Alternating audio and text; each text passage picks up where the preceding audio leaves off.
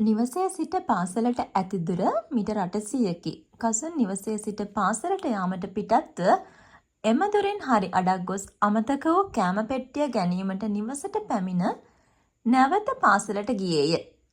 ඔහු ගමන් කළ මුළු දුර සොයන්න.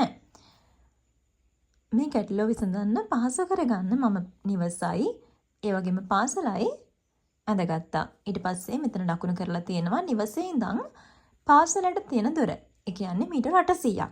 හරි. මේ ගානේ කියනවා කසුන් පාසලට යන්න පිටත් වෙලා මුළු දුරෙන් හරි අඩක් ගිහිල්ලා නැවත නිවසට ආවා කියලා. මීටර 800ක් තියෙනවා ගෙදර ඉඳලා පාසලට. ඒකෙන් හරි අඩක් කසුන් යනවා කියන්නේ එයා මීටර 400ක් ගිහිල්ලා. එයා ආපහු ගෙදරට ආපු නිසා නැවතත් මීටර 400ක් ආපස්සට ඇවිල්ලා. නැවත ගෙදරට ආවට පස්සේ එයා ආයම කරන්නේ පාසලට යන එක. ගෙදර ඉඳලා පාසලට තියෙනවා මීටර 800ක්. ඊට පස්සේ අපි කරන්නේ මෙන්න මේ තුන එකතු කරන එක. එතකොට පිළිතුර විදියට අපිට ලැබෙනවා මීටර 1600ක්.